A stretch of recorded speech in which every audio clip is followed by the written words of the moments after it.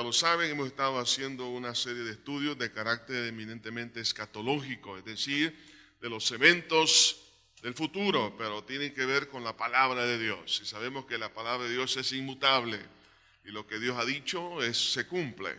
Y es por eso que vamos a hablar en esta hora, hermanos, en un tema muy importante y es un tema, hermanos, que a lo largo de los años ha inquietado a muchas personas. Y es sobre el surgimiento de una religión mundial. Recordemos que en el estudio anterior estuvimos hablando acerca del último imperio mundial. Estamos hablando del surgimiento del imperio romano, del cual estuvimos hablando, de esa confederación de naciones que va a tener como líder al anticristo. Pero a la par de este imperio también se une con una visión de poder controlar al mundo entero. Tiene que ver el aspecto eminentemente religioso. Es lo que se conoce en la palabra de Dios como la gran ramera. Entonces vamos a hablar entonces en esta hora sobre el surgimiento de una religión mundial. Tenemos algunas evidencias, hermanos, a lo largo de la palabra de Dios, y por lo menos vamos a mencionar uno desde el punto de vista bíblico y otro ejemplo desde el punto de vista secular. Que la religión mundial, hermanos, no es algo nuevo, son eventos que se han dado. En el tiempo, por ejemplo, hermanos, del rey Nabucodonosor, él quiso establecer una religión mundial dentro de su imperio. Recordemos que para ese entonces Babilonia era el imperio a nivel global. Ellos tenían controladas todas las naciones. Y para poder traer, una cohesión, una unidad, no solamente desde el punto de vista político, sino mucho más profundo, tenía que ver con elementos de fe, tenía que ver con elementos militares, jurídicos, etc. Por eso muchos a lo largo de la historia han hecho estos intentos de tener una religión mundial, que esto también se ha de dar en el futuro. Y vamos a ver en este caso, por ejemplo, en el Daniel capítulo 3, del versículo 1 al 7, dice la palabra de Dios: el rey Nabucodonosor hizo una estatua de oro cuya altura era de 60 codos y su anchura de 6 codos. La levantó en el campo de Dura, en la provincia de Babilonia, y envió al rey Nabucodonosor a que se reuniesen los sátrapas, los magistrados y capitanes, oidores, tesoreros, consejeros, jueces y todos los gobernadores de las provincias, para que viniesen a la dedicación de la estatua que el rey Nabucodonosor había levantado. Fueron pues reunidos los sátrapas, magistrados, capitanes, oidores, tesoreros, consejeros, jueces y todos los gobernadores de las provincias a la dedicación de la estatua que el rey Nabucodonosor había levantado. Y estaban en pie delante de la estatua que había levantado el rey Nabucodonosor. Y el pregonero anunciaba en alta voz: mándense a vosotros, oh pueblos, naciones y lenguas. Y cualquiera que no se postre y adore, inmediatamente será echado dentro de un horno de fuego ardiendo. Por lo cual, al oír todos los pueblos el son de la bocina, de las flautas, del tamboril, del arpa, del salterio, de la zampoña y de todo instrumento de música, todos los pueblos, naciones y lenguas se postraron y adoraron la estatua de oro que el rey Nabucodonosor había levantado. Notamos en esta lectura que había una intención de una religión a nivel global. Era totalmente obligatoria y de hecho se comenzó a dar en aquel entonces. Sin embargo, encontramos en el caso de Daniel, juntamente con sus demás compañeros, Sadrach, Mesach y Abednego, que no se postraron. Es ahí cuando ellos fueron arrojados a un horno de fuego. Pero vemos aquí la intención de poder levantar una religión a nivel global. Vemos aquí esta estatua donde todos pudieran unificar sus pensamientos de fe con propósitos eminentemente de poder controlar la mente y el corazón de los pueblos. Y es por eso que cuando analizamos, hermanos, los propósitos del levantamiento de una religión, como sucedieron también con los emperadores romanos, los césares, ellos fueron deificados, fueron vistos y ellos se promovieron también como dioses y los adoraron. Por eso la iglesia de Cristo fue perseguida, porque ellos no se sometían a esa falsa fe. Entonces, el propósito básicamente detrás de un aspecto eminentemente religioso encontramos el procurar la unanimidad de los pueblos en la parte espiritual. Si se llega a unificar la parte espiritual, va a ser mucho más fácil el poderse unificar a nivel, por ejemplo, de grupos étnicos o raciales, como también culturales y de otra naturaleza. Porque cuando se apela a la parte espiritual, si nosotros recordamos un poco de la composición del ser humano, que es espíritu, alma y cuerpo, y cuando se llega a controlar el espíritu, automáticamente la parte mental, emocional y evolutiva está controlada por la parte espiritual, y la parte anímica, controla el cuerpo y luego la conducta. Entonces, cuando se llega a controlar, por decirlo de esta manera, la motherboard de esa computadora del ser humano, entonces se puede controlar todo el ser. De ahí que Satanás conoce perfectamente esta situación. Y es por eso que cuando se establece la idolatría es más fácil controlar la mente de los pueblos y poderlos esclavizar. Vemos ejemplos a lo largo de la historia y también en el tiempo presente. Entonces el propósito de establecer un aspecto eminentemente de una religión a nivel global es procurar la unanimidad de los pueblos en la parte espiritual, unificar las diferentes culturas religiosas y para lograr más apoyo y más poder. Porque a la medida que es la base, por ejemplo, de las personas que se adhieren a una fe, entonces hay más apoyo y por ende tienen más poder y ascendencia sobre más pueblos. Pero también establecer el control mental, es decir, que la persona que llega a someterse a una religión se está sometiendo como un esclavo para que la persona pueda controlarle y dominarle. No solamente a nivel mental, sino emocional, volutivo, de los pueblos por medio de creer en el error. Cuando una persona llega a creer el error, es fácilmente controlable y manejable. No puedo hablar de muchos casos porque hermanos, no es el tema, pero podemos ver a lo largo de la historia bíblica, como también secular, cuando los pueblos se entregan al error, son pueblos eminentemente fáciles de controlar. De ahí el control de las masas puede ser posible a través del establecimiento de un aspecto eminentemente religioso. Otro propósito que vemos detrás es esclavizar las conciencias para establecer una dictadura a nivel mundial. Recordemos que la conciencia es la ley moral que Dios ha establecido en cada ser humano, que es la que nos dice qué es lo bueno y qué es lo malo. Pero cuando se establece un aspecto eminentemente religioso, entonces esto controla el nivel de conciencia. De hecho, encontramos, por ejemplo, en la Segunda Guerra Mundial, vemos ahí los famosos kamikazes, que se les decía a estos pilotos que si ellos morían, suicidándose con esos aviones cargados de bombas, entonces ellos iban a llegar a un lugar donde iban a encontrar mucho dinero y muchas mujeres. Entonces se les pintaba un paraíso. Entonces esas ideas llegaron a controlar de tal manera el raciocinio de estos hombres que eran inteligentes, que tenían voluntad, tenían emociones, pero llegaron a ser controlados. ¿Para qué? Para someterse a una dictadura que en aquel entonces los llevó prácticamente a la destrucción al país de Japón. Entonces esto lo hemos visto a lo largo de la historia, porque cuando se llega a establecer un aspecto religioso, entonces las personas llegan a tener un deterioro en cuanto a la ley de la conciencia que les dice qué es lo bueno y qué es lo malo. ¿Para qué? Para aceptar una dictadura a nivel, en este caso, mundial. ¿Cuáles serían los resultados? Dentro de esto podemos mencionar, por ejemplo, una unidad mental más no espiritual. Es decir, pueden llegar a establecer una unidad mental, pero no es una unidad tan granítica, porque tarde o temprano esto se va a corromper. Por eso que cuando hacíamos el estudio de aquellos 2 pies con esos 10 dedos mezclados con barro y hierro, aunque parecían estar unidos, pero no hay una unidad granítica, en parte es fuerte y en parte es débil. De igual manera, el hacer este tipo de alianzas o establecimientos de una mentalidad de religión a nivel mundial puede establecerse a nivel mental, pero allá en lo más profundo de su ser no lo van a poder lograr.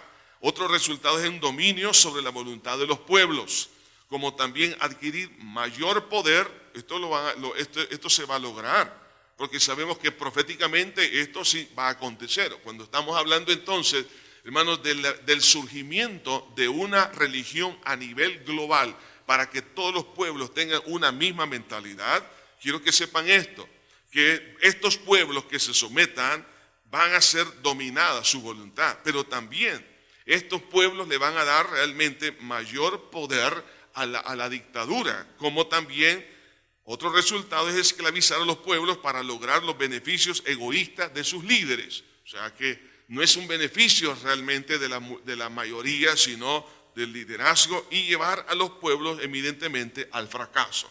Lo hemos visto a lo largo de la historia bíblica, aquellos casos que se han dado y también en la historia secular. Ahora, quiero entonces, hermanos, que veamos a la luz de la palabra de Dios algunas profecías sobre el surgimiento de una religión mundial en el último imperio.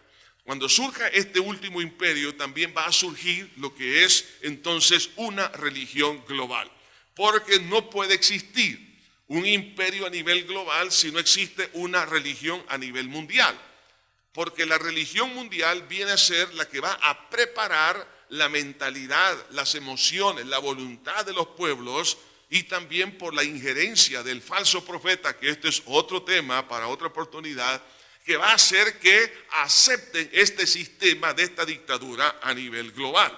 Entonces, la palabra de Dios nos habla acerca de este surgimiento, y esto lo vamos a ver en Apocalipsis capítulo 17. En Apocalipsis 17, a partir del versículo 1, dice: vino entonces uno de los 7 ángeles que tenían las 7 copas, y habló conmigo diciéndome: ven acá y te mostraré la sentencia contra la gran ramera, la que está sentada sobre muchas aguas, con la cual han fornicado los reyes de la tierra, y los moradores de la tierra se han embriagado con el vino de su fornicación. Y me llevó en el espíritu al desierto, y vi a una mujer sentada sobre una bestia escarlata llena de nombres de blasfemias, que tenía 7 cabezas y 10 cuernos. Y la mujer estaba vestida de púrpura escarlata y adornada de oro, de piedras preciosas y de perlas. Tenía en la mano un cáliz de oro lleno de abominaciones de las inmundicias de su fornicación. Y en su frente un nombre escrito, un misterio: Babilonia la grande, la madre de las rameras y de las abominaciones de la tierra. Vi a la mujer ebria de la sangre de los santos y la sangre de los mártires de Jesús. Y cuando la vi, quedé asombrado con gran asombro. Y el ángel me dijo: ¿por qué te asombras? Yo te diré el misterio de la mujer y de la bestia que la trae, la cual tiene 7 cabezas y los 10 cuernos. La bestia que has visto era y no es, y está para subir del abismo e ir a perdición. Y los moradores de la tierra, aquellos cuyos nombres no están escritos desde la fundación del mundo en el libro de la vida, se asombrarán viendo la bestia que era y no es y será. Esto para la mente que tenga sabiduría. Las 7 cabezas son 7 montes sobre los cuales se sienta la mujer. Y los 7 reyes, 5 de ellos han caído, uno es y el otro aún no ha venido. Y cuando venga es necesario que dure breve tiempo. La bestia que era y no es también el 8º, y es de entre los 7 y va a la perdición. Y los 10 cuernos que has visto son 10 reyes que aún no han recibido reino, pero una hora recibirán autoridad como reyes juntamente con la bestia. Estos tienen un mismo propósito y entregarán su poder y su autoridad a la bestia.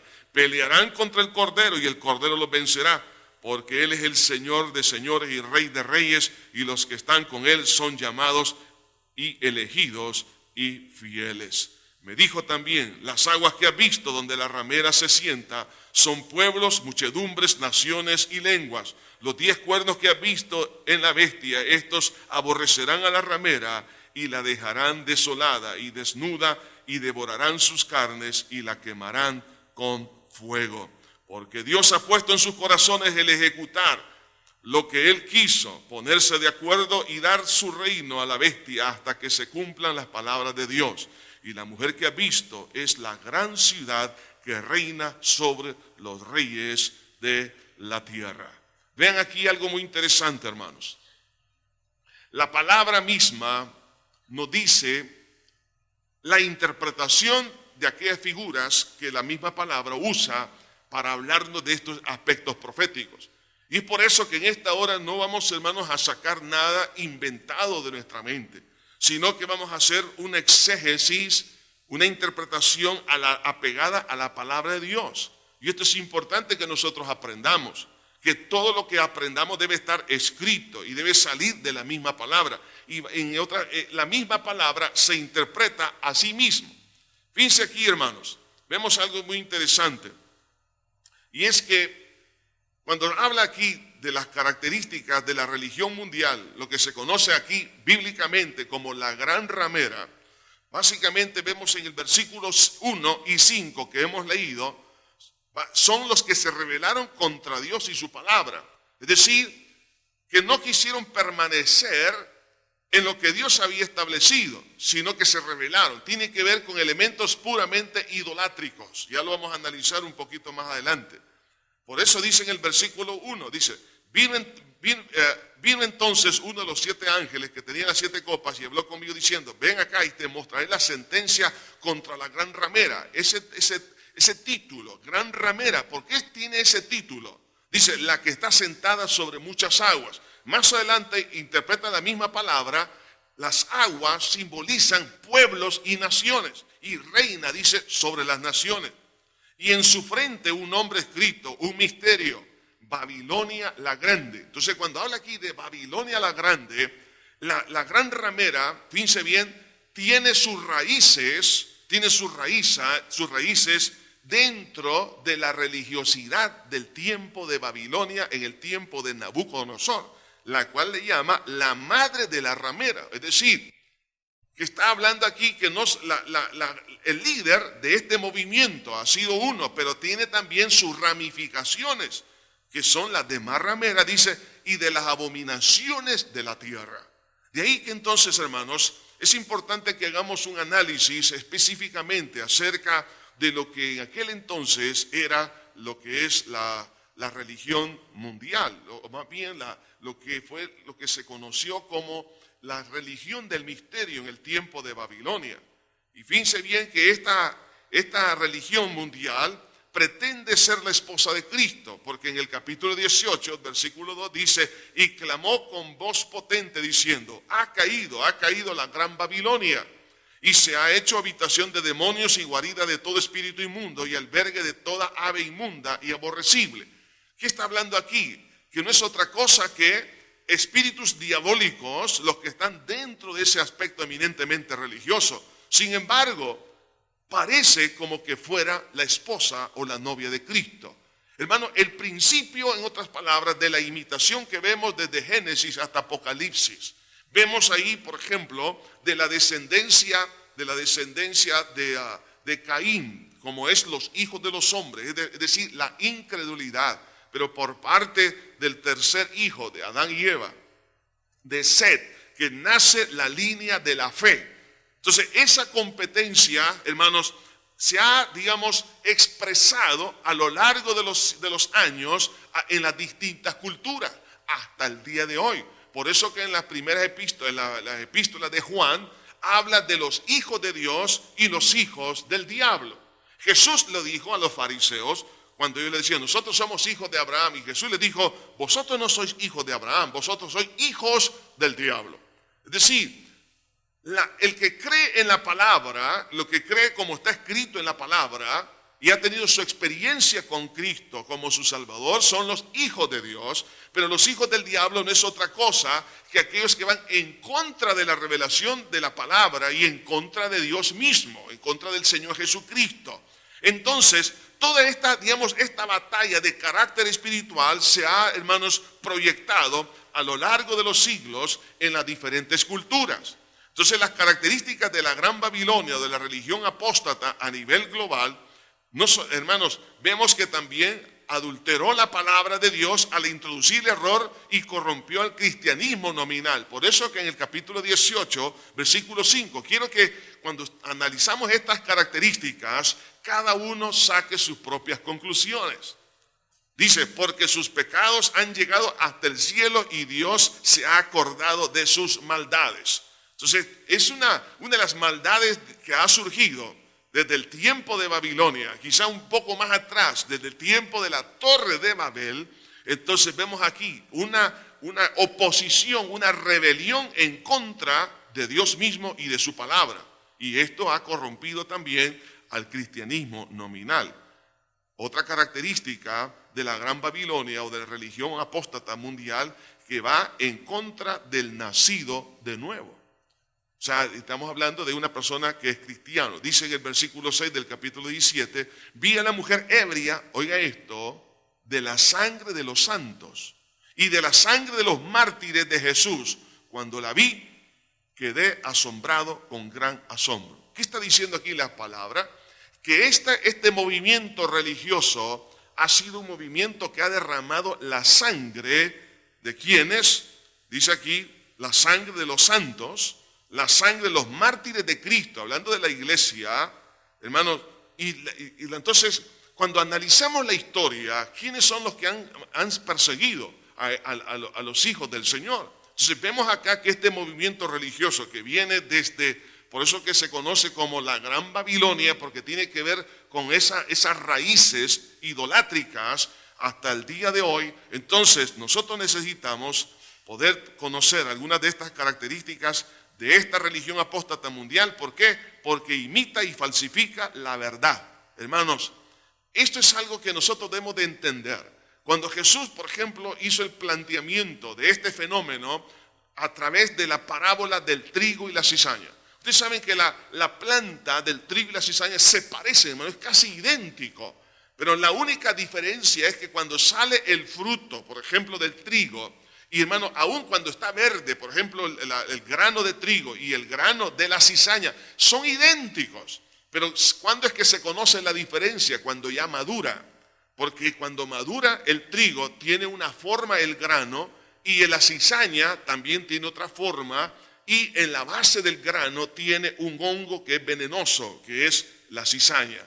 Entonces hasta que se madura el fruto se puede arrancar la cizaña. En otras palabras, hermanos, Jesús lo que nos estaba tratando de decir es que vamos a tener, hermanos, a lo largo de nuestra vida, vamos a tener, hermanos, esa batalla de carácter espiritual de la imitación, donde muchos se van a confundir y van a decir, sí, esto es genuino, esto es de Dios, esta es revelación de Dios. Pero sin embargo, hermanos, cuando analizamos el fruto, nos vamos a dar cuenta que Jesús tuvo razón cuando dijo, por sus frutos los conoceréis. Entonces, es aquí, hermanos, donde nosotros ya no tenemos que andar dependiendo de nuestra lógica, sino de las evidencias que nos manda la palabra de Dios. El fruto da a conocer realmente la naturaleza de todas las cosas. De ahí que si la verdad tiene su fruto y el error también tiene su fruto. Pero vemos aquí, hermanos, que lo que se conoce como la gran ramera o la religión a nivel global imita y falsifica la verdad. Esto entonces nos lleva, hermanos, a hacer un análisis de la religión del misterio o religión del misterio babilónico. Y es aquí donde vamos a ver algunos aspectos interesantes, hermanos. Porque aquí en Apocalipsis 17 se conoce como la Gran Babilonia, entonces tenemos que irnos a la historia. Entonces quiero que en este momento nos embarquemos a hacer un análisis histórico y que veamos los documentos que hasta el día de hoy hay.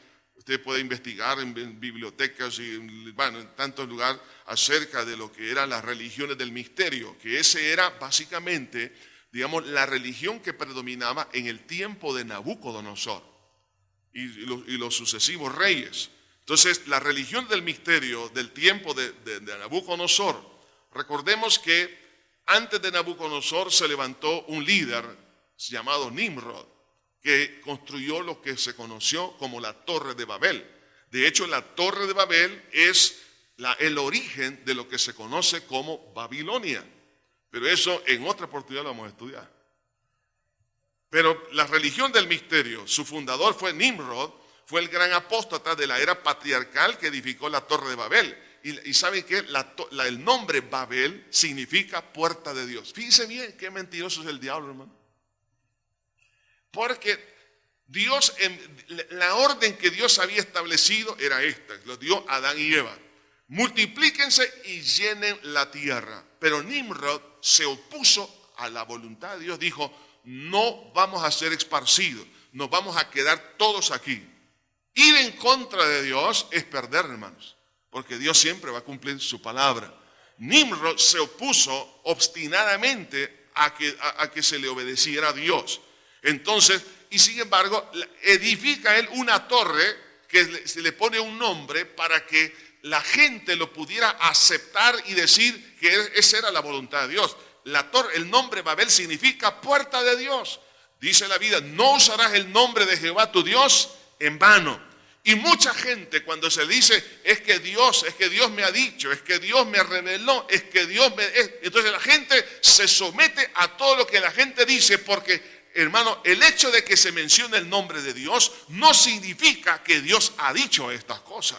Si queremos saber qué es lo que Dios ha dicho, escudriñemos su palabra. Aquí está lo que Él ha dicho. Y fuera de lo que está aquí, hermano, no ha dicho nada Dios. Todo lo ha revelado a través de su santa palabra y a través de nuestro Señor Jesucristo. Porque la Biblia dice que en los tiempos pasados Dios nos habló, dice, por muchas oportunidades y de diferentes maneras, pero ahora nos ha hablado a través de su Hijo. Entonces, vemos aquí que hoy en día se usa el nombre de Dios para poder capturar la atención de la gente y decir, bueno, esto es algo bueno. Pero no, hermano, no siempre cuando se menciona el nombre de Dios es porque es de Dios, sino que Satanás usa eso para engañar a la gente, para ir en contra de la voluntad de Dios, la cual, ¿qué fue lo que trajo? Trajo confusión. Hermano, el error nunca va a traer paz. Oiga bien esto. Jamás va a traer seguridad. Trajo confusión, como sucedió cuando la Torre de Babel fue destruida. No hubo comunicación. Lo que se pretendía, mantenernos unidos, lo que hizo fue esparcirse. Hermanos, solo Dios puede darnos la perfecta y absoluta, digamos, unidad. La unidad en el Espíritu. Gloria al Señor. Ahora, dentro de estas características de la religión de Babilonia de aquel entonces, tenemos como es la imitación de lo verdadero. Hermanos, Satanás siempre lo ha hecho. Por ejemplo, cuando Moisés tira la vara y se convierte en serpiente, vienen los hechiceros e imitaron el poder de Dios. Pero la serpiente de Moisés se tragó a las otras. ¿Qué significa eso?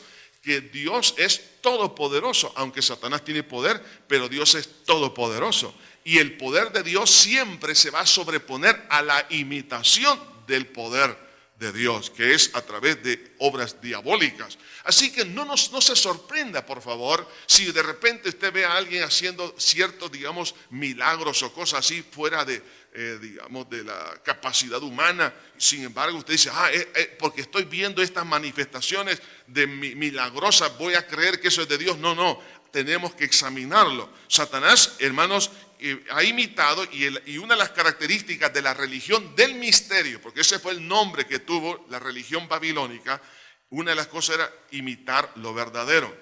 Por ejemplo, la esposa de Nimrod, Barcus, que fue Semiramis I, considerada como la fundadora de los misterios babilónicos y la primera sacerdotisa de la idolatría. Entonces vemos acá el surgimiento, hermanos, de una de las fundadoras de este misterio babilónicos, que se conoció como Semiramis I, que esto trajo, fíjense bien, a Babilonia, llegó a ser la fuente de la idolatría y madre de todos los sistemas paganos del mundo de aquel entonces. Recordemos que Babilonia tuvo su origen en lo que fue la Torre de Babel.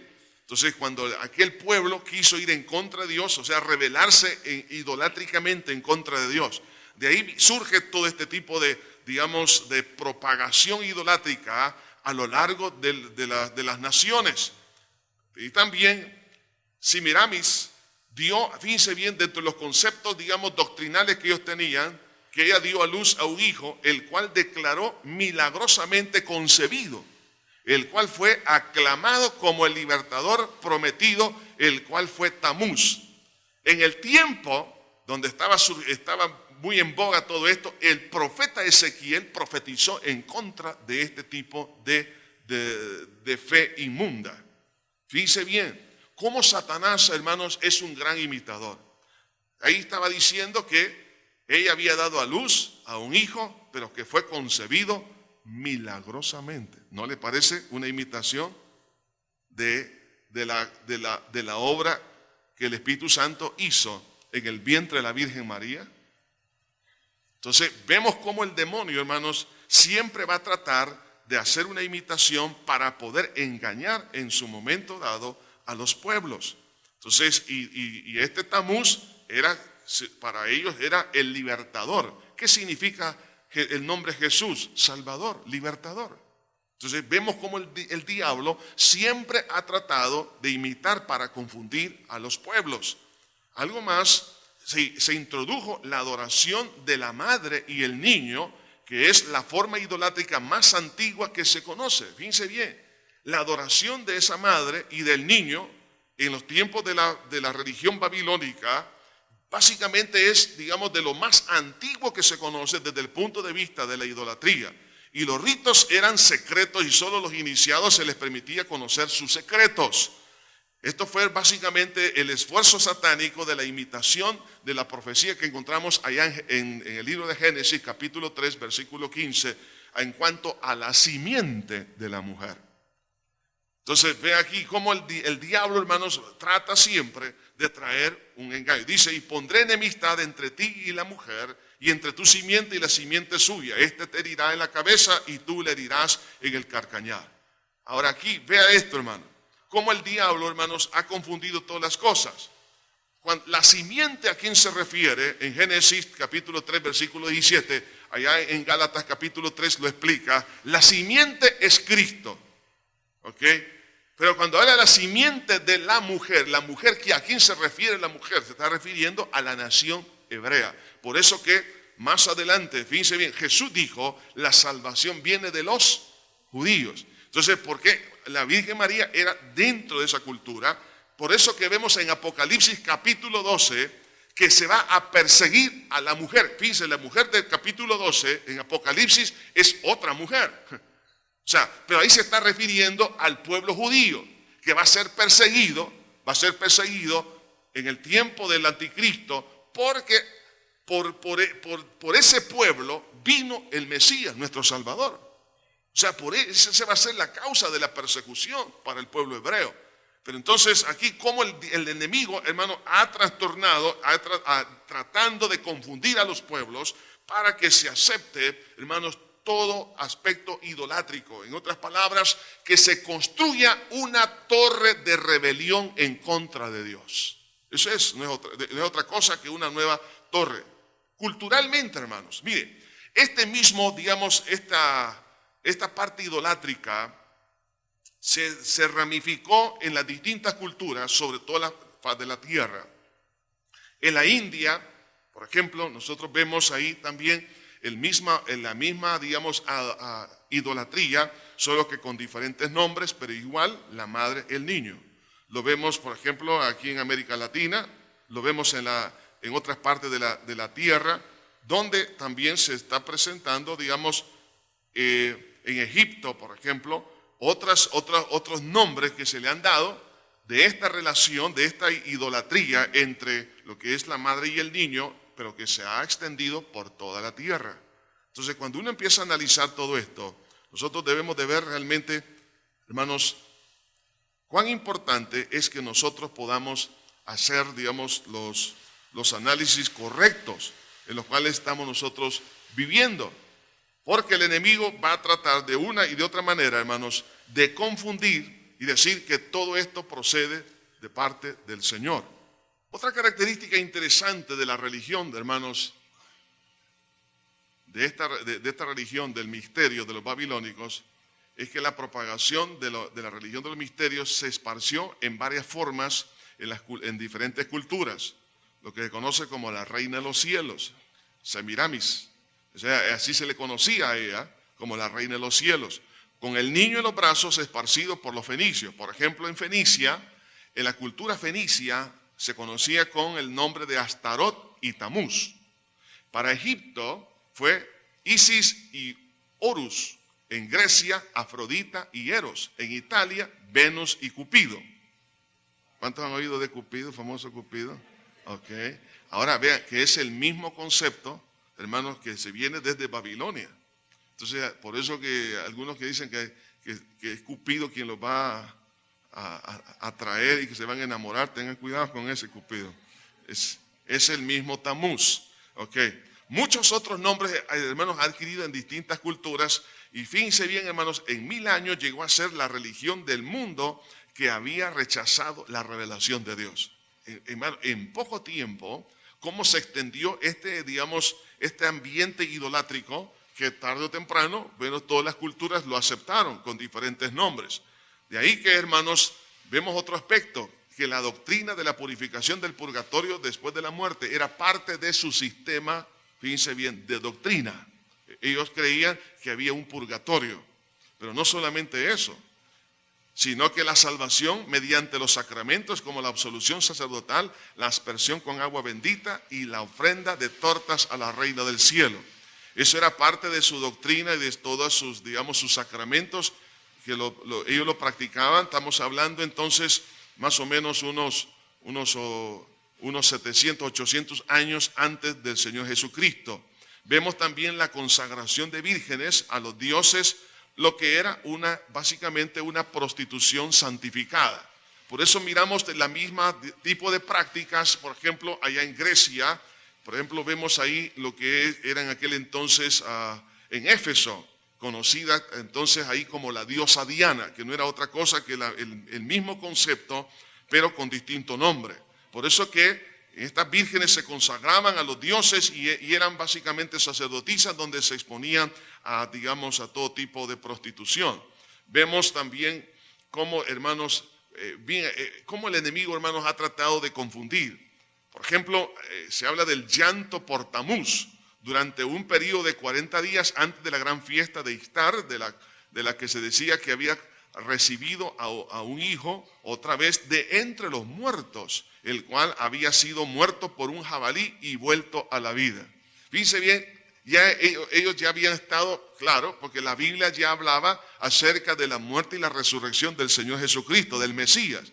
Entonces Satanás, preparando de antemano todo esto, entonces empezó a decir, no, también a Tamuz, un jabalí lo mató, pero volvió a la vida. Lloraron, pero ahora están felices porque resucitó.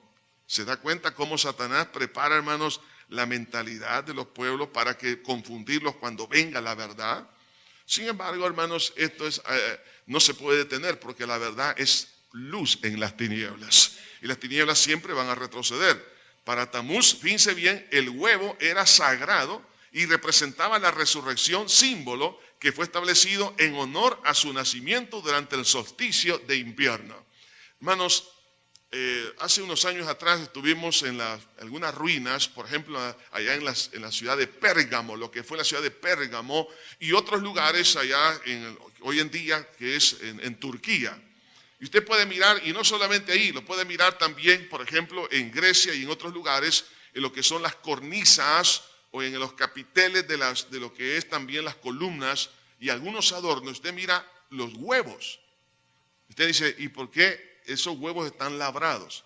Sí, hermano, porque esta religión, hermano, entró en todas las culturas y ellos decían que el huevo, que era básicamente era un símbolo sagrado de Tamuz, que hablaba de la vida, que hablaba de la resurrección y que era ofrecido en honor, a este ídolo llamado Tamuz. ¿Conoce usted algunos hermanos que tienen en adornos en su casa huevos o cuadros con huevos? ¿Ok? Entonces investigue de dónde viene todo eso. Entonces dice, es que esto le va a traer buena suerte, esto le va a traer vida y prosperidad. No es otra cosa que es, hermano, el mismo concepto que vemos aquí desde la religión babilónica hasta el día de hoy. El problema es que algunos dicen, bueno, ¿y por qué me regalaron a mí este cuadro con un montón de huevos? Bueno, se los dejo para que ustedes lo analicen, hermano. Pero este mismo concepto, hermanos, de idolatría se mete dentro de la nación de Israel. Y fue a través de Jezabel, la famosa Jezabel, la esposa del rey Acab, rey de Israel. Ella tenía, hermanos, su ascendencia fenicia. Entonces era una princesa fenicia, injertó este culto a Baal, que era el mismo, el dios sol y dador de la vida.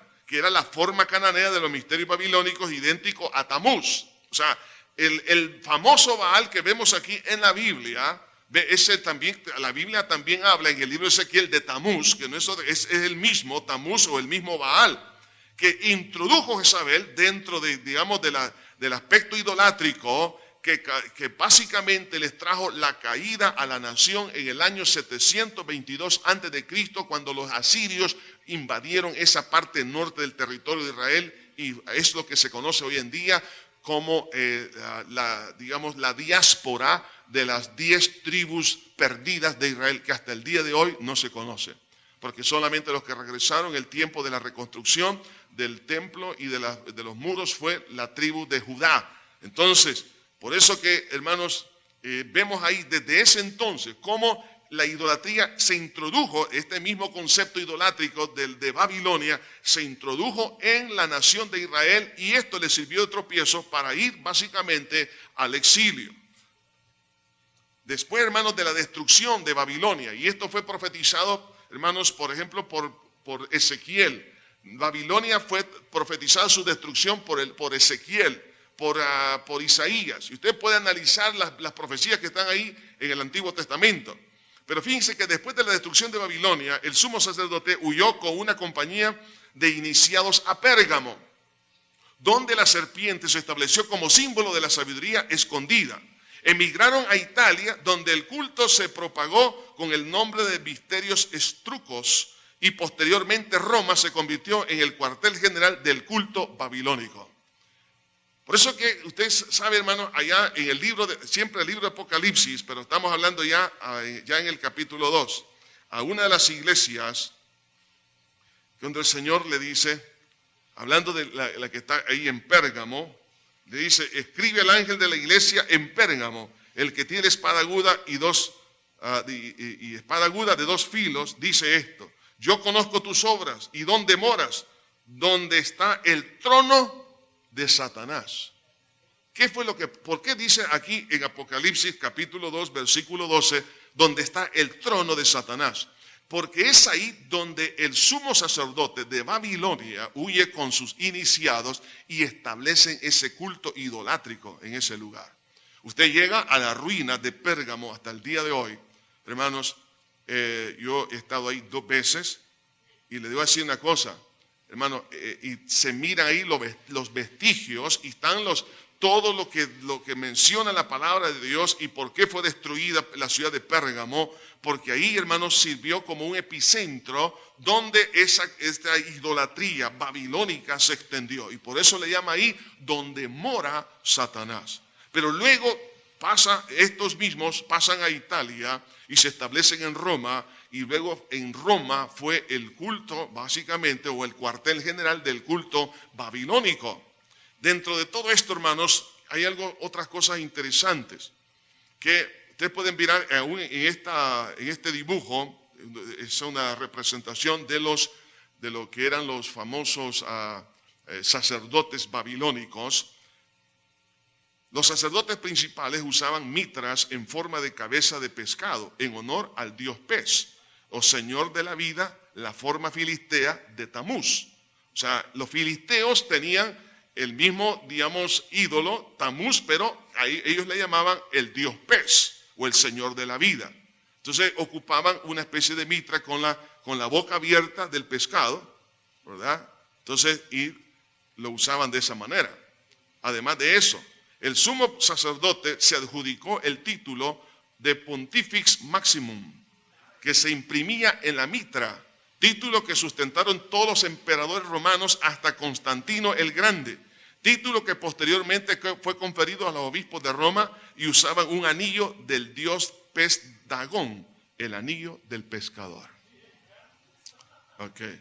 Entonces, todas estas cosas, hermano, usted cuando las analiza a la luz de la historia, entonces usted hace las investigaciones desde el punto de vista arqueológico, usted mete en arqueología, en historia y todo lo demás, porque es interesante que cuando Dios llama aquí a esta mujer, le llama ramera. ¿Por qué? Porque ha sido infiel a la verdad, pero también le llama la Gran Babilonia, porque tiene que ver sus raíces, digamos, idolátricas o sus raíces de fe de ese entonces. Entonces, cuando se habla aquí en Apocalipsis 17, en cuanto a la gran ramera o la gran Babilonia, hermanos, ¿a quién se refiere? ¿Quién es? Entonces podemos decir, hermanos, que es la idolatría con un ropaje de imitación del cristianismo que desvía a los pueblos de la verdad de Dios con falsa piedad, y sus seguidores son los que apostataron de la fe en Jesús como el único camino a la salvación. El cristianismo nominal que se encuentra en todas las iglesias en la actualidad, aquí hablando de aspectos futuros, se unirá a la religión mundial que representa, o más bien que presentará su camino para la salvación, fortaleciendo así la religión de los misterios babilónicos. Entonces, ¿qué vemos acá, hermanos? Desde el momento que Dios le llama a esta mujer, le llama ramera y le llama la gran Babilonia, entonces tiene que ver, hermanos, básicamente con las mismas prácticas a lo largo de la historia en los distintos pueblos y naciones. Entonces se va a presentar realmente un camino, digamos, para salvación, pero ya no es Cristo, sino que es a través de un sistema del mismo sistema babilónico que muchos lo han de aceptar, y esto vamos a hablar un poquito más adelante. Entonces, la religión babilónica comparada con la religión mundial, cuando hablamos de esto, va a ser fortalecida con los que se apartaron de la verdad por el poder, gloria, dinero, es decir, los que cayeron en apostasía. Hermano, una de las cosas que la Biblia nos relata es que antes que aparezca el Señor Jesucristo por su iglesia, aparecerá la apostasía. Y el pecado de la apostasía es un pecado que solo el cristiano nacido de nuevo lo puede cometer. Dice bien, porque nadie puede apostatar, porque apostatar significa renunciar a la fe, renunciar a su experiencia de fe en Cristo. Nadie puede renunciar lo que nunca tuvo. Entonces la apostasía es un pecado que solo el cristiano nacido de nuevo lo puede cometer. Entonces, ¿qué significa eso? Que a través de la seducción del aspecto religioso, algunos van a abandonar los caminos rectos de la palabra de Dios, van a abandonar a Cristo como el Salvador y Señor, y entonces este pueblo que se vaya aislando va a colaborar con este sistema idolátrico que viene desde la Torre de Babel hasta nuestro tiempo para levantarse en contra de Cristo y de su iglesia. ¿Por qué? Porque van a buscar el poder, la gloria, el dinero. Entonces, así como cayó Judas, hermanos, en transgresión por amor al dinero, muchos van a caer. Por eso que cuando usted analiza Apocalipsis 17, del 1 al 2, se da cuenta y dice: vino entonces uno de los 7 ángeles que tenía las 7 copas y habló conmigo diciéndome: ven acá y te mostraré la sentencia contra la gran ramera, la que está sentada sobre muchas aguas, con la cual han fornicado los reyes de la tierra. ¿Se da cuenta la influencia a nivel global que tiene esta mujer? Dice, y los moradores de la tierra se han embriagado con el vino de su fornicación. O sea, hay una influencia, una manipulación religiosa en todos los sistemas políticos de toda la tierra. Entonces, por eso que habla aquí de la capacidad que tiene el aspecto religioso para poder manipular también la parte eminentemente política. Además, es la que gobierna mundialmente a través de los líderes. Es lo que dice en el versículo 1, siempre de este versículo que hemos leído, el capítulo 17. Son cómplices de su maldad, pero a la vez están anestesiados por el ropaje religioso de este movimiento. Entonces, algunos en los primeros tiempos, en los primeros años de la gran tribulación, van a ser aceptados. Pero al final de la gran tribulación, lo vemos ahí, ya lo hemos leído, que el anticristo y el último imperio se ha de levantar en contra de esta religión a nivel global y va a ser destruida la ciudad donde emiten todos los edictos y manda y gobierna a todas las naciones. Entonces, vemos aquí, hermanos, dice Apocalipsis, dice, vino entonces uno de los 7 ángeles que tiene las 7 copas y habló conmigo diciendo: ven acá y te mostraré la sentencia contra la gran ramera, la que está sentada sobre muchas aguas. Dice, con la cual han fornicado los reyes de la tierra, los moradores de la tierra se han embriagado con el vino de su fornicación. Entonces vemos aquí que controlará con una alianza religiosa política el último imperio mundial. Vean lo que dice el versículo 3. Y me llevó en el espíritu al desierto y vi a una mujer, oiga cómo la vio, sentada. ¿Sentada sobre quién? Sobre una bestia escarlata. ¿Quién es esa bestia escarlata? Esto lo vimos en el estudio anterior. La bestia escarlata es el último imperio. Está hablando, hermanos, del último imperio sobre la faz de esta tierra. O sea que en un principio la religión va a estar gobernando a través de la política de este imperio. Y dice, llena de nombres de blasfemia, que tenía 7 cabezas y 10 cuernos. Y la mujer estaba vestida de púrpura y escarlata y adornada de oro, de piedras preciosas y de perlas, y tenía en la mano un cáliz de oro lleno de abominaciones y las inmundicias de su fornicación. Entonces vemos aquí, hermanos, que va a ser el líder o madre de la infidelidad a Dios y de la corrupción. Es lo que dice el versículo 5. Dice, y en su frente un nombre escrito, un misterio, Babilonia la grande, la madre de las rameras y de las abominaciones de la tierra. Cuando habla de la madre, está diciendo que es líder, o sea, porque existen otras rameras. Fíjense bien esto, existen otras rameras, pero aquí habla de la madre de las rameras. Entonces, en otras palabras, hay un liderazgo, hermanos, digamos, en medio de toda la infidelidad que ha habido hacia Dios, que no solamente ha traído infidelidad a la fe, sino también de las abominaciones, es decir, de las consecuencias sociales que ha traído esto. Dice, y vi a la mujer ebria de la sangre de los santos y la sangre de los mártires de Jesús. Cuando la vi, quedé asombrado con gran asombro. O sea que vemos que hermano, este movimiento religioso a lo largo de los siglos, hermano, desde el tiempo, hermano, si nos podemos remontar, podemos hablar desde desde el momento de Caín, que derramó la sangre de su hermano Abel. Entonces viene este movimiento idolátrico que va a perseguir, hermano, y va a derramar la sangre de muchos cristianos como lo ha hecho históricamente. Entonces, por eso es importante, hermanos, que nosotros entendamos que no siempre cuando algo se presenta desde el punto de vista religioso es algo bueno. Muchos dicen, todas las religiones llevan a Dios. No es cierto, hermano. El único que lleva a Dios es nuestro Señor Jesucristo. Si estamos analizando, por ejemplo, la religión del misterio, que así se conoció, la religión de Babilonia, la grande, en el tiempo de Nabucodonosor, en el tiempo de su hijo también, y así sucesivamente, estamos hablando que históricamente, hermano, ellos persiguieron, destruyeron, mataron, hicieron. Bueno, Nabucodonosor, hermano, atacó la ciudad de Jerusalén, la destruyó. Mataron miles y miles y miles del pueblo de Dios. Entonces, vemos aquí que históricamente han derramado la sangre. Y en este caso, vemos el versículo 6, dice, vi a la mujer ebria. Entonces, aquí estamos hablando desde el punto de vista ya entonces profético, de algo que va a acontecer. No solamente, hermanos, que va a acontecer en aquel tiempo, sino que ya aconteció. Vi a la mujer ebria de la sangre de los santos y de la sangre de los mártires, ¿de quién? De Jesús. O sea, este movimiento religioso ha sido el que ha perseguido al pueblo de Dios a lo largo de los siglos. Cuando la vi, dice, quedé asombrado con gran asombro. Entonces, por eso que las religiones, hermanos, no llevan a Dios. Cristo sí lleva a Dios.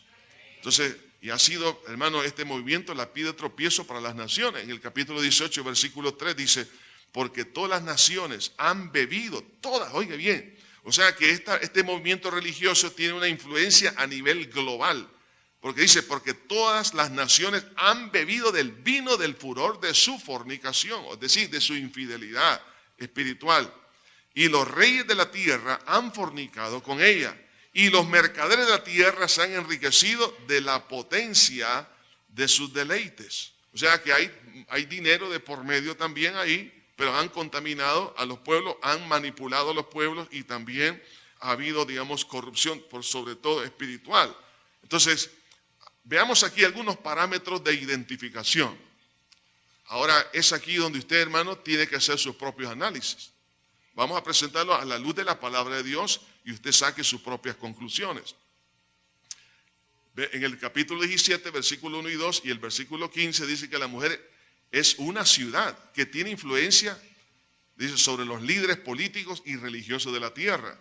La mujer, fíjense bien, es una ciudad. El versículo 15 así lo dice, es una ciudad. Entonces, nosotros podemos ir ubicando ya, ok, es una mujer, pero esa mujer está establecida en una ciudad. El gobierno central, es decir, de esa ciudad, está asentada en 7 colinas. Eso lo dice el capítulo 17, versículo 9, la primera parte. Entonces usted tiene que ir a investigar y vea cuál es la ciudad en el mundo que está asentada sobre 7 colinas. La misma Biblia da la interpretación. Es una ciudad que tiene 7 colinas. Además, ha gobernado históricamente en todos los imperios y aún en el futuro. Es decir, es un movimiento religioso que viene desde mucho tiempo atrás, antes de Cristo, pero que ha predominado hasta el día de hoy y va a tener su influencia también todavía en los años, si es que Cristo viene dentro de algunos años, probablemente venga dentro de una semana también, hermanos. Entonces, el punto es que históricamente se han dado, digamos, este control en todos los imperios y es de un control de carácter eminentemente religioso.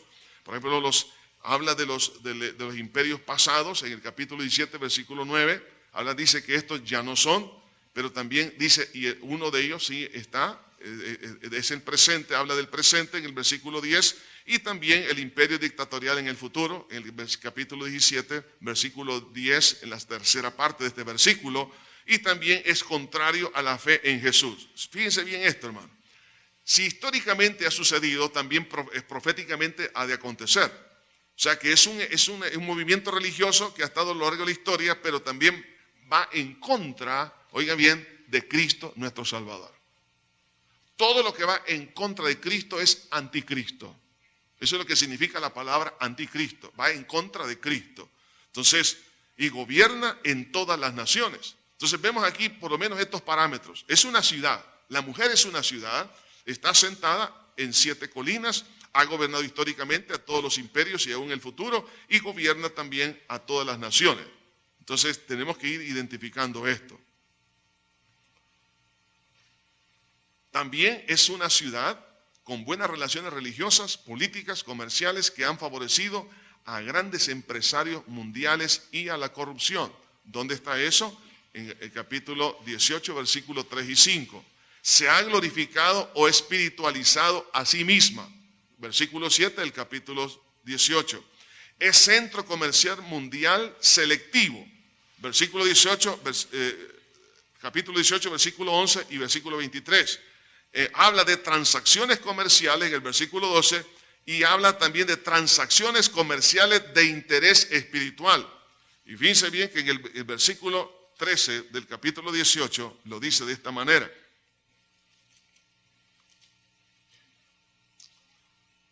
Habla de elementos, digamos, físicos, comerciales. Dice, y canela, especias aromáticas, incienso, mirra, olíbano, vino, aceite, flor de harina, trigo, bestias, ovejas, camellos y carros y esclavos. Y oiga esto, almas de hombres. O sea, dentro del comercio de esta ciudad, de este movimiento, de esta religión mundial, no solamente ha comercializado la parte eminentemente, digamos, material, sino también el interés espiritual, almas de hombres. ¿Okay? Entonces, esto hay que ponerle mucha atención porque aún lo habla también la palabra de Dios en las epístolas pastorales, donde nos habla ahí en cuanto a hacer, digamos, ganancia de la gracia, abusando de la gracia y haciendo ganancia.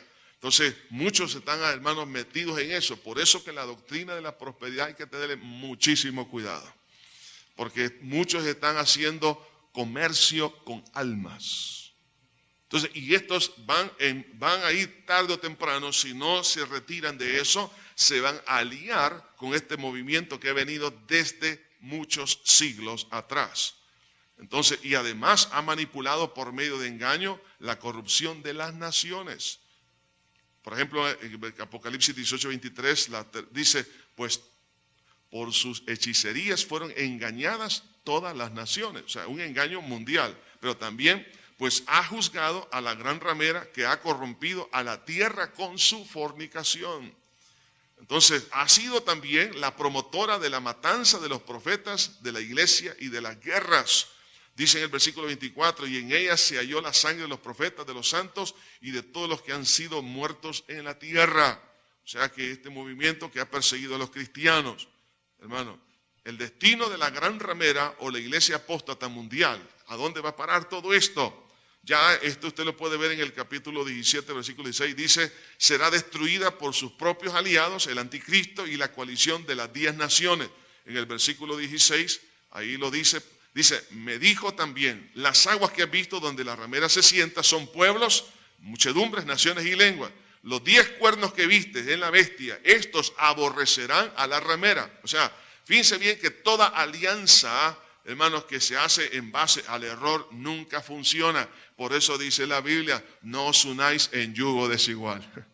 Porque vemos aquí que esta alianza que se inició de la bestia con la gran ramera, con el falso profeta, hermanos, vemos acá, dice, estos aborrecerán la ramera y la dejarán desolada y desnuda y devorarán sus carnes y la quemarán con fuego. O sea que habrá una traición de esa coalición, entonces va a ser destruida. Entonces vemos acá evidencias actuales, hermanos, sobre el surgimiento de esta religión mundial. ¿Cómo, hermanos, se puede lograr esta situación? Veamos algunas estrategias para unificar a todas las religiones, porque dice que va a ser a nivel global. Entonces, en primer lugar, hermanos, concientizando a nivel mundial las necesidades más apremiantes. Hay gente que va a decir, bueno, las necesidades son de qué cosa, seguridad, la necesidad de alimentación, de una estabilidad financiera y económica, que haya un balance político, que bueno, por los problemas que se están dando, entonces va a haber una concientización mundial de las necesidades más apremiantes. Y toda la gente va a decir, sí, estamos de acuerdo que esas son necesidades de todas las naciones. Bueno, además de eso, van a presentar la necesidad de una estabilización económica mundial. Entonces, todos van a estar de acuerdo porque hay muchos pueblos y muchas personas están sufriendo hoy en día los desbalances que existen, hermanos, en las naciones desde el punto de vista económico. Muchos están pasando hambre, hay crisis económica a nivel global. Entonces, por la parte eminentemente económica va a entrar también este pensamiento que luego se va a traducir más adelante en establecer no solamente un sistema económico, sino un sistema religioso a nivel global. Todo va a ir dando paso a paso, pero también la necesidad de combatir la pobreza y la desigualdad. Todos van a estar de acuerdo en cuanto a eso. Claro, no queremos que nadie sufra, que tenga todo lo suficiente, la desigualdad, pero todo eso es una pantalla para luego ofrecer realmente algo que es sumamente dañino. También la necesidad de la paz. ¿Quién no quiere tener paz? Entonces, claro, de ahí entonces se van a presentar algunas de las, digamos, ofertas, hermano. Y esto para que el mundo pueda atrapar el mismo concepto idolátrico desde el tiempo de Babilonia. Entonces vemos la necesidad de un entendimiento, todos queremos entendernos, la necesidad de detener la violencia y las guerras para establecer la base de la seguridad, claro. Entonces para eso se va a requerir, ¿qué cosa? De un gobierno mundial y de un líder mundial, para que se puedan eliminar las guerras y se establezca lo que dice en la Biblia, o está la profecía, cuando las naciones digan paz y seguridad, entonces vendrá sobre ellos repentinamente el juicio. La necesidad de un liderazgo internacional, que ese es el clamor, de eso estuvimos hablando en el estudio anterior, y la necesidad de unidad. Entonces, el concepto, la palabra unidad, tarde o temprano va a empezar, hermano, a estar en boga en todas las naciones. Desde hace tiempo hasta eso. La unidad, unifiquémonos, eliminemos las diferencias, pero podamos nosotros unirnos en las cosas que nos son comunes. Entonces, aunque la unidad es buena, siempre y cuando sea dentro de la verdad. Pero, por ejemplo, podemos hablar por ejemplo, en cuanto a la unidad. Hay unidad falsa. Por ejemplo, la unidad de Israel con los gabaonitas, ahí en el libro de Josué. Eso le trajo un gran problema a Josué. Vemos ahí cómo esa unidad, hermanos, no fue dentro de la voluntad de Dios. Vemos, por ejemplo, la unidad del rey Acab con los falsos profetas, que lo indujeron a él, ¿a qué cosa? A entrar en una guerra donde un profeta de Dios le dijo que no fuera, y él se unió a ese falso concepto y fue herido en la guerra y murió ahí Acab. Entonces vemos, hermanos, que la unión que tuvo Acab con Jezabel, que no tenía por qué él unirse en matrimonio con esa mujer que era la sacerdotisa babilónica, que luego trajo la idolatría a la nación de Israel, fue una unidad que no era conveniente. Entonces vemos, hermanos, por ejemplo, la unidad matrimonial fuera del concepto de la fe. La Biblia dice qué comunión tiene Belial con Jesús, o la verdad o la justicia con la injusticia. Entonces, no existe unidad entre la verdad y el error. No se puede mezclar el agua y el aceite. Entonces, cuando se habla de unidad, ¿de qué tipo de unidad? Entonces, si es en el error, jamás se puede hacer eso, porque entonces se pierde la verdad, y si se pierde la verdad, se pierde lo que es en esencia la verdadera unidad. Pero la verdadera unidad, hermanos, está basada en la verdad, y la verdad tiene un nombre, es Jesús. Él dijo, yo soy el camino, la verdad y la vida. Entonces, ¿cómo nos podemos unir? Que Cristo sea el centro, Jesús es nuestro Salvador, que no hay otro mediador entre Dios y los hombres, sino Jesucristo hombre, que Él vino a salvar, que Él viene por segunda vez, en fin, lo que dice la palabra de Dios. Entonces, en base a la verdad tenemos que establecer entonces nuestras relaciones. Entonces, es decir, perduraderas. Además de eso, porque esto hará que se estabilice y eche raíces en nuestra vida y también en lo que hagamos, y cumple con el propósito de Dios, la unidad verdadera. Entonces, la unificación de todas las religiones, ¿qué significa eso? Hermanos, la unificación de todas las religiones. Sabemos que, hermanos, cada una de las religiones en el mundo tiene un sistema, digamos, de creencias acerca de qué es el pecado. Otras que no lo ven así, quién es Dios, aunque mencionan el nombre de Dios, pero no es el mismo Dios. Mencionan el nombre de Dios, pero no es el mismo. Existen diferentes maneras. Por ejemplo, en una religión dice, bueno, para ser salvo se requiere hacer esto, esto y esto y esto y esto. 2, 3, 4 prescripciones. En otra tienen 6 pasos, en otra tienen 8, en fin, así una cantidad de cosas. Pero en el Evangelio solamente existe una manera de ser salvo, y es a través de la fe en la obra expiatoria de Cristo en la cruz del Calvario. Entonces, unificar todas las religiones, ¿qué significa? Para establecer una religión a nivel mundial, significa entonces que voy a comprometer, hermano, la palabra de Dios por agradar a otras personas. Entonces, medidas que la iglesia tiene que tomar hoy en día. En primer lugar, estar seguro de haber nacido de nuevo para no ser engañados. Hermano, cada uno, por favor, revise la visa. ¿A cuántos de ustedes al llegar al aeropuerto en el counter le revisan la visa y miren, no puede subir al avión? ¿Por qué? El pasaporte está vencido. O la visa al país donde usted va está vencido. O se trajo otro pasaporte donde no está. Entonces, ¿qué tenemos que hacer? Hermano, mire, tengo que estar seguro si yo he nacido de nuevo para no ser engañado. Porque en Apocalipsis 17:8, oiga, mire lo que dice, fíjense qué interesante. La bestia que ha visto era y no es, y está para subir del abismo e ir a perdición, y los moradores de la tierra, aquellos cuyos nombres no están escritos desde la fundación del mundo en el libro de la vida, se asombrarán viendo la bestia que era y no es y será. ¿Quiénes van a aceptar entonces a esta bestia? ¿A quiénes son los que se van a sorprender en el surgimiento del anticristo juntamente con este imperio mundial, y lo van a aceptar y van a decir, qué maravilla, es que esto es lo que realmente necesitamos? ¿Quiénes son? Son los que no están escritos sus nombres en el libro de la vida. Ellos se van a asombrar. Pero una persona que ha nacido nuevo, esto no lo va a aceptar. ¿Por qué? Porque tiene morando al Espíritu de verdad que nos guía a toda verdad. Entonces, por eso el nuevo nacimiento, hermanos, es lo que nos va a dar a usted y a mí el olfato espiritual para interpretar si aquello es o no es de Dios. Entonces, medidas que la iglesia tiene que tomar hoy en día. ¿Qué medidas tenemos que tomar? Madurar espiritualmente para para poder discernir lo que es de Dios. Tenemos que madurar, crecer espiritualmente para poder discernir. Porque, hermanos, los vientos, hermanos, de esta situación están hoy más que nunca en nuestro ambiente. Conocer la palabra de Dios, tengo que estudiar la palabra, tengo que leerla. Olvídese, hermano, estar leyendo ahí las paquines, leyendo novelas, leyendo revistas de chambre, de chisme de otra gente. Entonces, pero tenemos que leer la palabra de Dios, tenemos que leerla por lo menos, hermano, una vez al año tenemos que leer de pasta a pasta la palabra de Dios, escudriñarla, no solo leerla por leerla, sino escudriñarla. Hermano, también tenemos que estudiar las profecías bíblicas. Por eso que en Apocalipsis 1:3 dice, bienaventurado el que lee y los que oyen las palabras de esta profecía y guardan las cosas que en ella están escritas, porque el tiempo está cerca. ¿Quiere ser usted bienaventurado, hermanos? Entonces tenemos que escudriñar la profecía, la palabra de Dios.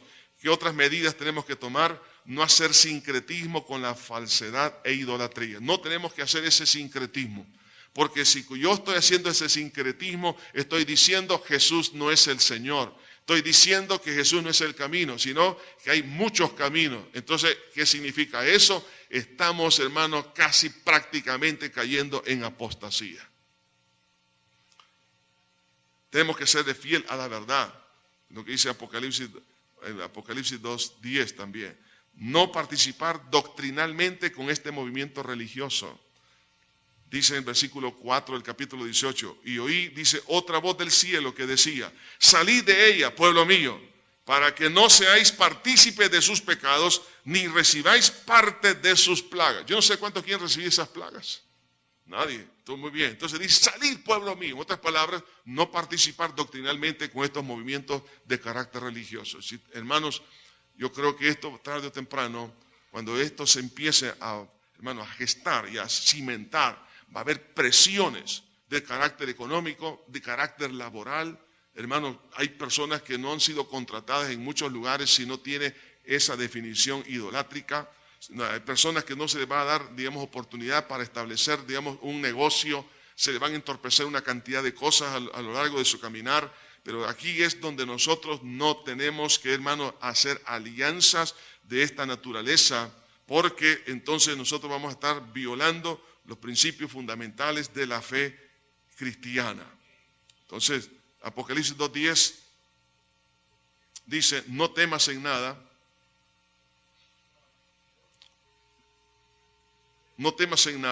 lo que vas a padecer. He aquí el diablo echará a alguno de vosotros en la cárcel para que seáis aprobados y tendréis tribulación por 10 días. Sé fiel, amén, ahí está.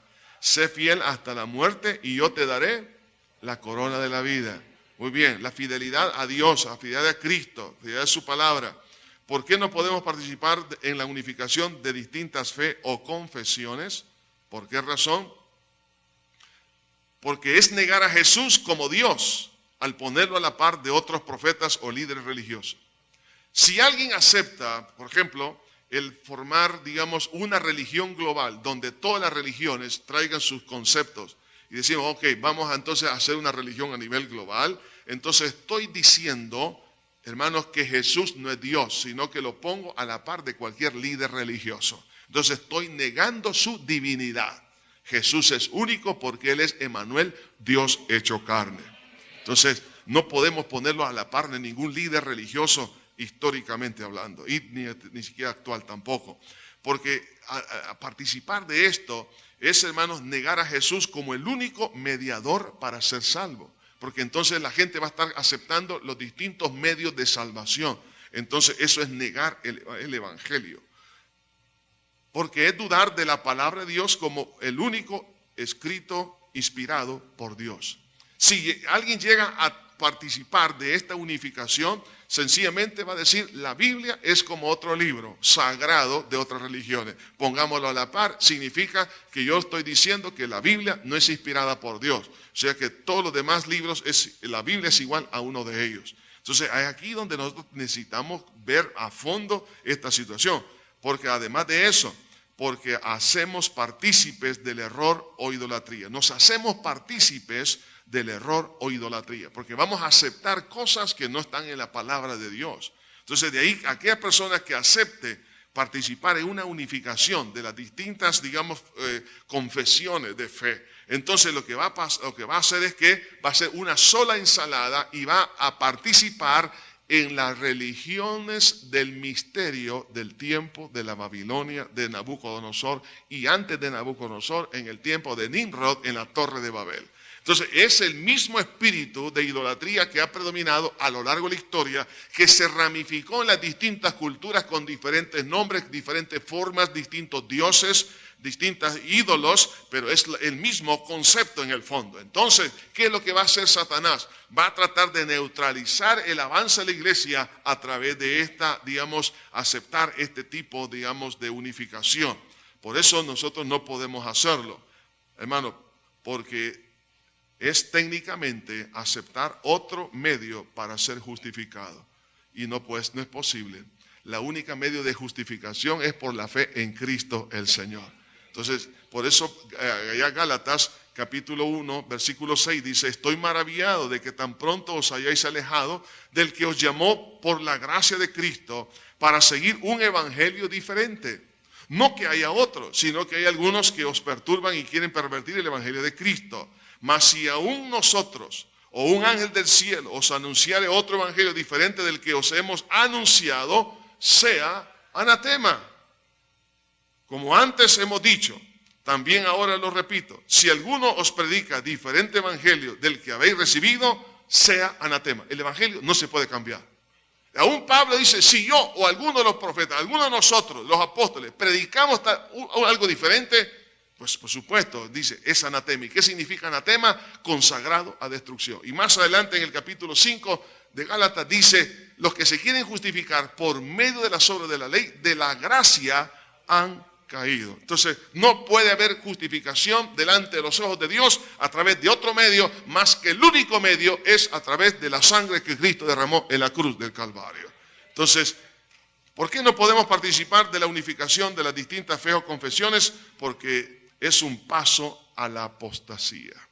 Segunda de Tesalonicenses capítulo 2, versículo 3 dice: nadie os engañe en ninguna manera, porque no vendrá sin que antes venga la apostasía y se manifieste el hombre de pecado, el hijo de perdición. Fíjense bien, primero la apostasía, preparar, una rebelión de fe hacia Cristo que prepara la plataforma para que el hijo de perdición, ¿quién es el hijo de perdición? El anticristo, el líder mundial, juntamente con la religión mundial y el falso profeta, para levantar una torre de Babel en toda la tierra que se va a rebelar en contra de Dios. Pero ¿sabe qué? Una cosa: así como Dios destruyó la torre de Babel en aquel entonces y confundió a todos los que estaban ahí, así va a pasar. Pero ahora directamente Cristo desciende del cielo con su iglesia y con la espada de su boca, es decir, con su palabra, va a destruir todo lo que se ha establecido, una rebelión. Ahí es donde entonces aparece la famosa guerra de Armagedón. Cristo viene pronto, hermano, y cuando Él venga pronto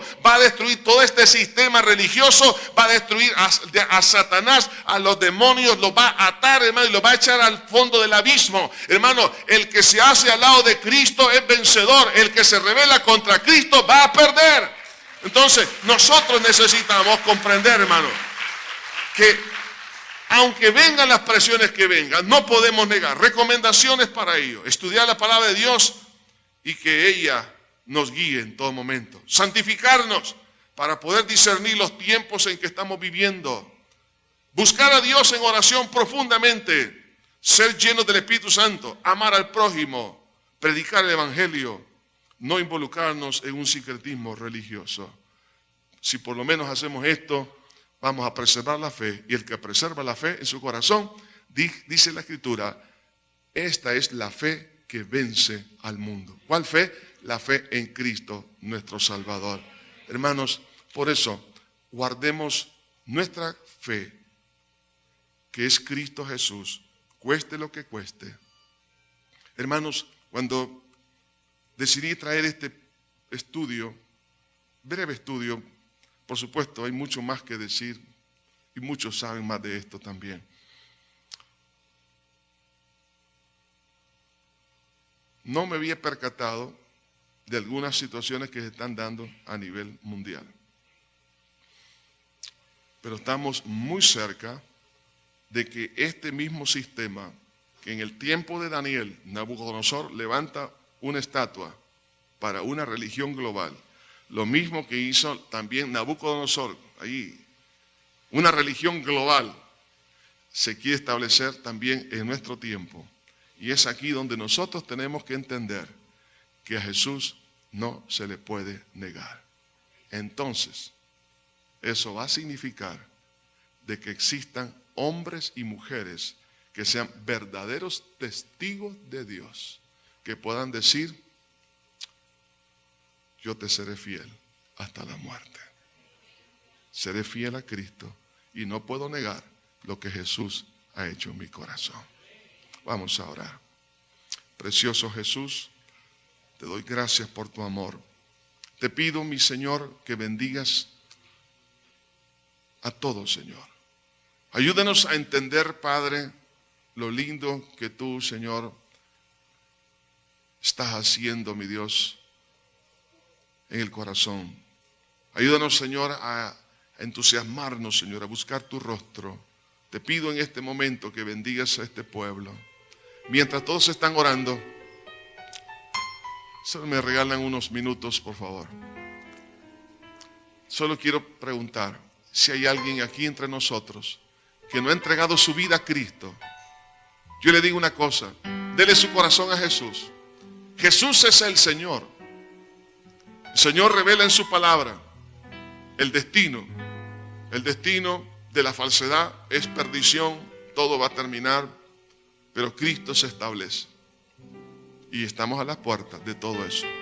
Estimado amigo, estimada amiga, que usted ha escuchado este breve estudio de la palabra de Dios, es mejor que este día usted le diga: Jesús, aquí está mi vida, te la entrego. Así como aquel ladrón que moría al lado de Cristo en la cruz del Calvario, que le dijo: acuérdate de mí cuando vengas en tu reino. Jesús le dijo: hoy estarás conmigo.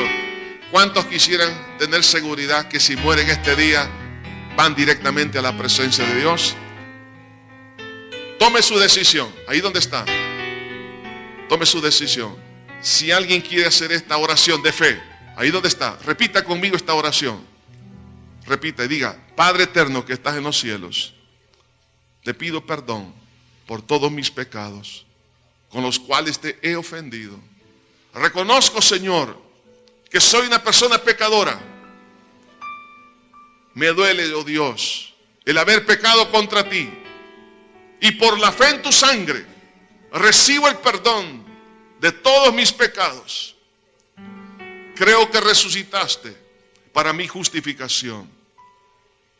Te recibo como mi único Salvador y Señor de mi vida. Gracias, Señor. Gracias, Señor. Siga orando con sus propias palabras. Ahora, Señor, te pedimos, Señor, que bendigas a tu iglesia. Que mantengas firme, oh Dios, el corazón de cada uno. Que podamos tener el suficiente aceite. Que podamos conocer tu palabra. Que no nos dejemos, Señor, engañar. La unidad, Señor, es importante, pero la unidad dentro de la verdad. No puede haber unidad mezclando el error con la verdad. No se puede. Es como tratar de mezclar hierro con barro. No se puede. Así también, Señor, queremos establecer los principios de tu palabra. Y que tu iglesia, Señor, en ningún momento, Señor, cada uno de los que han nacido de nuevo, que se mantengan firmes. Aunque sabemos por tu palabra que algunos apostatarán, Señor. Y te pedimos, Señor, que guarde, Señor, a nuestra familia. Guarda, Señor, a todos mis hermanos de apostatar. Padre, te pedimos que fortalezcas el corazón. Que nadie, Señor, retroceda en cuanto a su fe. Que se mantenga firme hasta que tú, Señor, vengas por tu iglesia. Tú lo dijiste: sé fiel hasta la muerte y yo te daré la corona de la vida. Gracias, Señor. Gracias, Señor. En Cristo Jesús. Quiero preguntar, ¿quiénes por primera vez hicieron una oración de entregar su vida al Señor? ¿Por qué? Porque quiero regalarles un Nuevo Testamento para que lean. ¿Alguien hizo la oración por primera vez? Levante la mano. Dios te bendiga, Dios te bendiga, Dios te bendiga, Dios te bendiga. ¿Dónde más? Usted levante la mano. Entonces ahí se le van a acercar los sugieres, le van a regalar un Nuevo Testamento para que usted pueda conocer más. Y también tenemos clases del CCDL, le van a dar la información para que usted sea edificado. Ha sido un placer, hermano, estar aquí con ustedes.